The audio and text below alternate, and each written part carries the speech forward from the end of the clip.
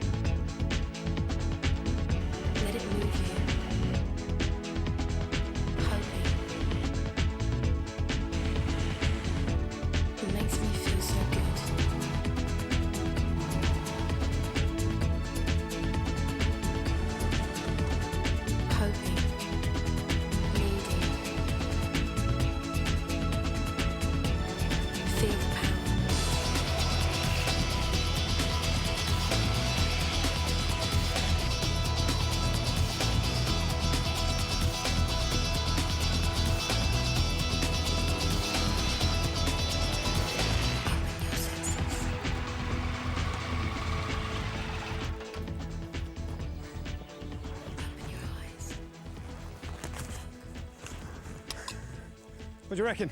Looks pretty good, doesn't it? Tell you what, ride's pretty good too. Quality's superb.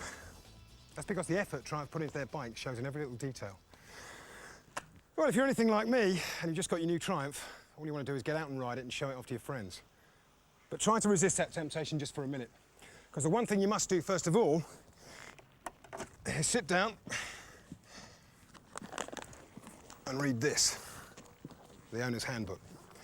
It'll help you ride safely and keep your bike in top condition for years to come. Now, this video isn't a substitute for reading the handbook, but it certainly covers the main points that apply to all Triumphs. So whatever model you ride, it'll be useful.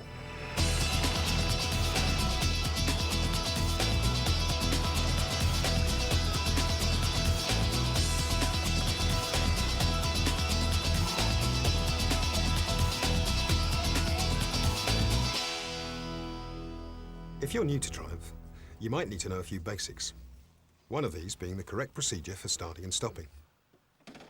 To start, first check that the emergency engine stop button is in the run position and your headlights are switched off.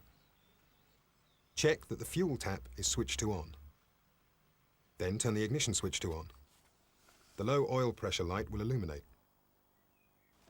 Make sure the transmission is in neutral. All Triumphs have a neutral indicator. Alternatively, you can disengage the clutch. If you're starting from cold and your bike has a choke, pull the choke lever back fully. You must leave the throttle closed. Then, press the start button. When the engine starts, the oil pressure light should go out straight away. If it doesn't, stop immediately. Low oil pressure can do serious harm to your engine. As the engine warms up, gradually return the choke lever to the off position, keeping the engine below 2,000 RPM, until it idles smoothly without any choke. Then, you're ready to go.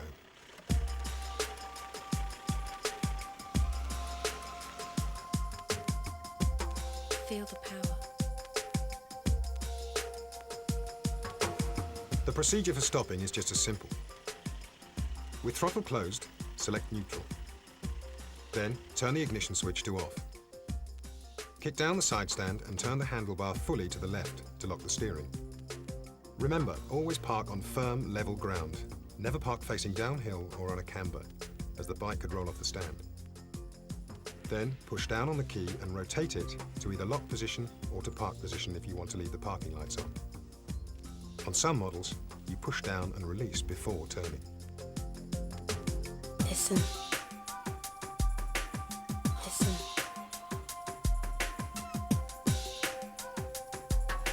Let it move you.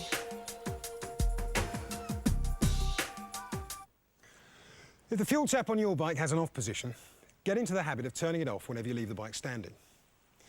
Most Triumphs have a reserve position too. This gives you another 4 litres, hopefully enough to get you to the nearest filling station. And when you do fill up, make sure you only use unleaded fuel. You see, Triumphs aren't designed to use leaded fuel, so it won't improve performance. And you can cause permanent damage to the catalytic converters fitted to some models. One of the most important ways to keep your engine healthy is to follow the recommended running in or break-in procedure.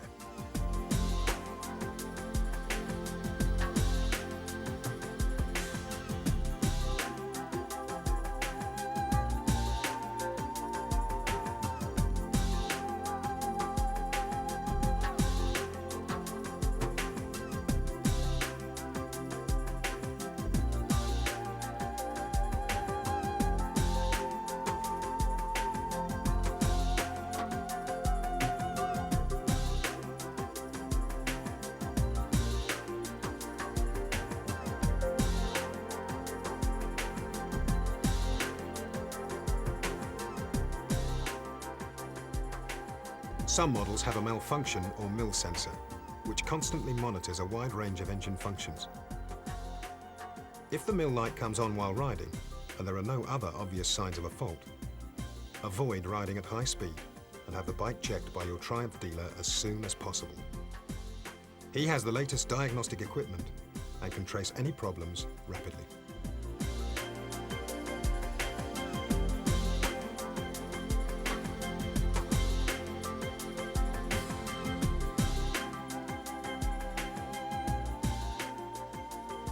Before riding anywhere, you should get into the habit of doing pre-ride safety checks. They won't take long, and it's the one habit that can prevent you and your bike getting damaged. Now, everybody's got their own way of working through the checks, and it doesn't matter what order you do them in, as long as you don't miss any out. Me, I like to start with all the fluids.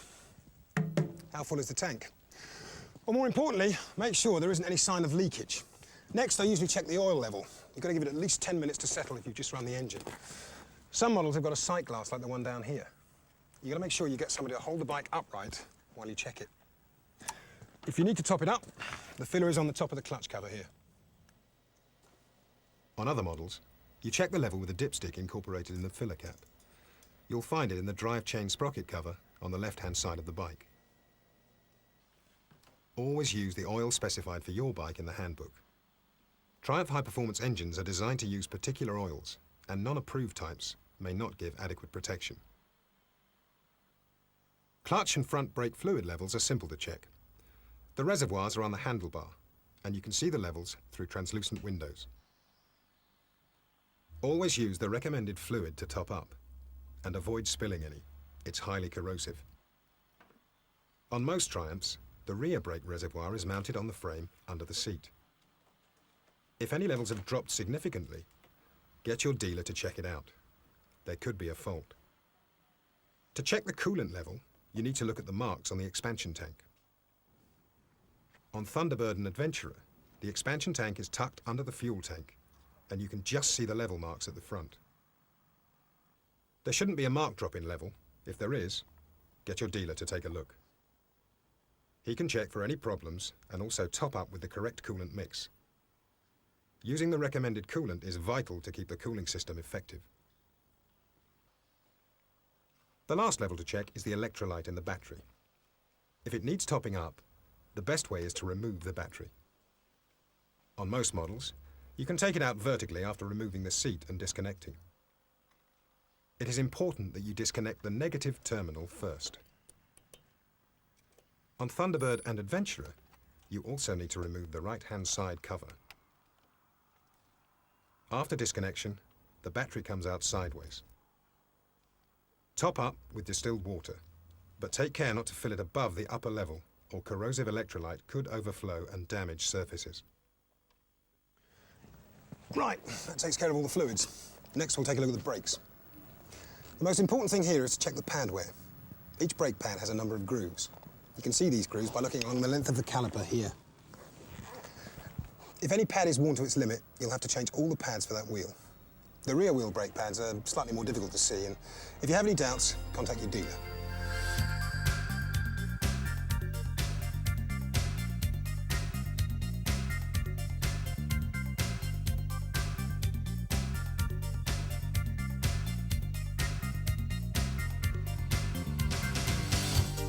Tyres are another part of your bike that deserve your closest attention.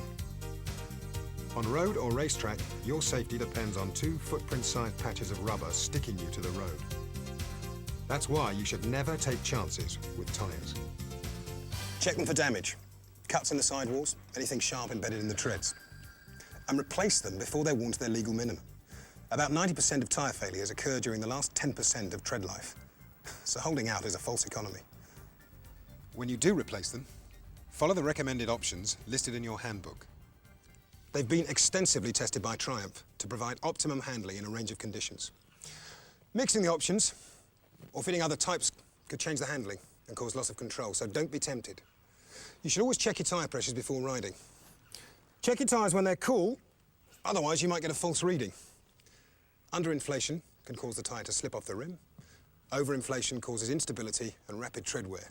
Both are bad news. So take your time and get the pressures right. Make sure your stand spring's back fully. That's another item for the checklist. Now, the front suspension. You can test this by putting on the front brake and pumping the forks like this. The action should be smooth. If it isn't, consult your dealer. Look for signs of damage or traces of oil to the stanchions. Sometimes road debris nicks the slider, which can then damage the oil seal. On some models, you can fit Triumph fork protectors to prevent this from happening. Now is also a good time to check your steering. There should be a nice smooth action from lock to lock, with no stiffness or cable binding. There should be about 2 to 3 millimeters of free play in the throttle grip, with the handlebar straight. If you need to reset the throttle, use the cable adjuster on the handlebar. You can see your handbook for details.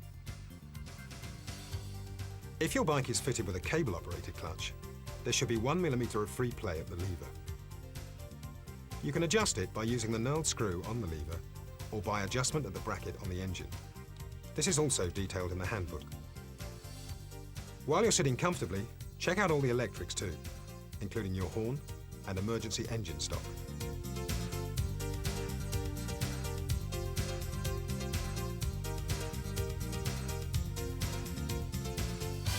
As you work through your checklist, keep a general lookout for any loose or missing fasteners or any fluid leaks. Well, that's just about everything, except for the one item that can easily be overlooked, the drive chain. The chain and sprockets are amongst the hardest working parts of your bike and should not be neglected.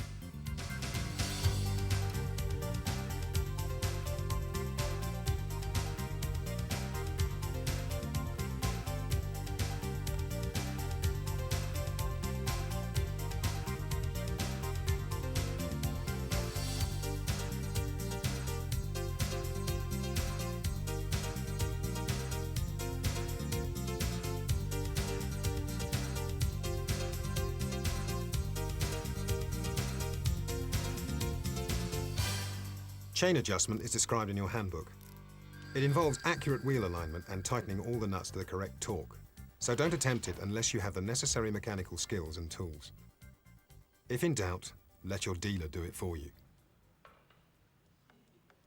Your chain and sprockets should also be regularly inspected for wear. The details are in the handbook, but on some models chains are tricky to access, and you may prefer to leave this to your dealer too.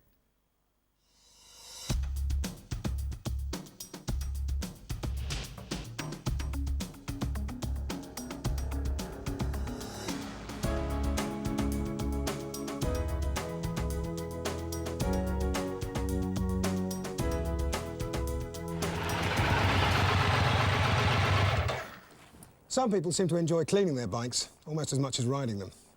And a passion for gleaming chrome and sparkling paintwork is a definite advantage. Keeping your bike in prime condition not only helps maintain warranty cover, it can enhance its resale value. But bikes need to be cleaned with care. So take a look at this before you reach for the bucket and sponge.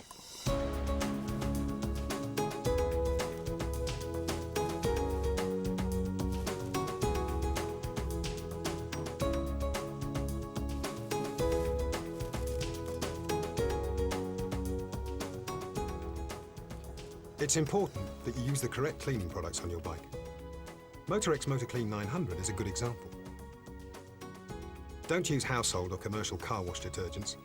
Their high alkaline content leaves residues and can accelerate corrosion. And don't use acid-based wheel cleaners as they can damage plated or anodized surfaces. Never be tempted to use abrasive scouring pads or steel wool on aluminium or chrome components. They'll damage the finish too. Rinse down with a sponge. Don't use power sprays. They can force water into bearings, causing corrosion and rapid failure.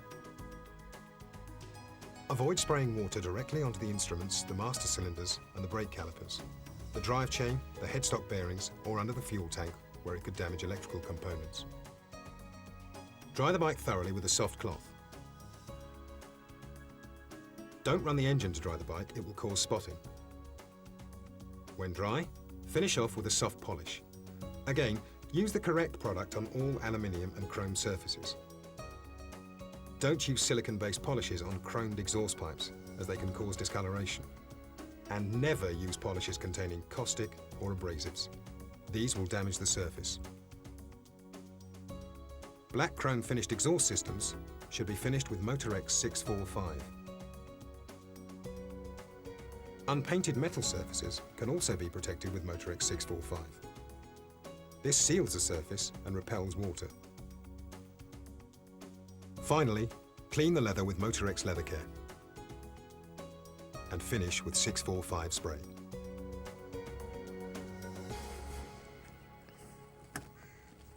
Your dealer should be able to provide everything you need to clean your bike. After cleaning, oil or grease any areas where you may have washed off lubricant. The drive chain, for example. But whatever you do, don't get any polish or grease on the discs. It'll ruin your stopping power permanently. When you've finished, test your brakes before you take the bike back on the road. If you plan to store your bike for part of the year, after thorough cleaning, you'll have to protect such items as the fuel system, the engine, the battery, and the tyres. Your handbook describes how to do this, but you'll need mechanical skills and the right facilities to prepare your bike properly. If you're unsure, speak to your dealer, because many dealers can actually prepare the bike for you at home, or even store it for you.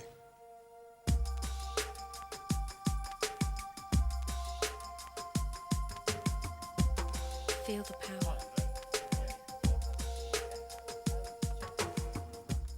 One of the pleasures of owning a motorcycle is customizing your bike with personal accessories.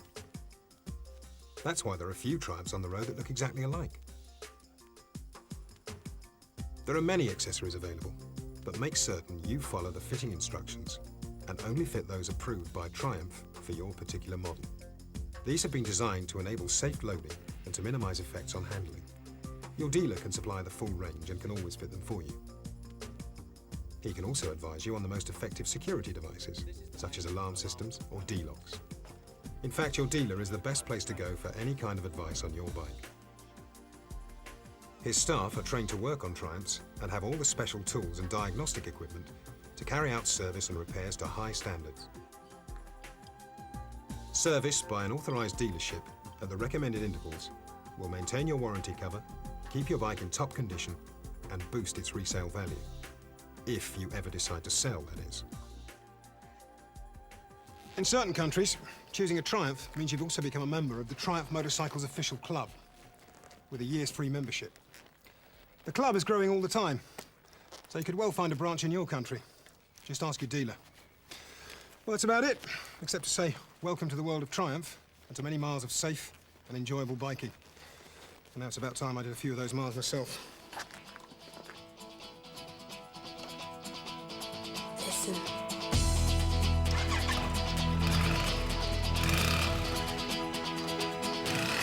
Feel the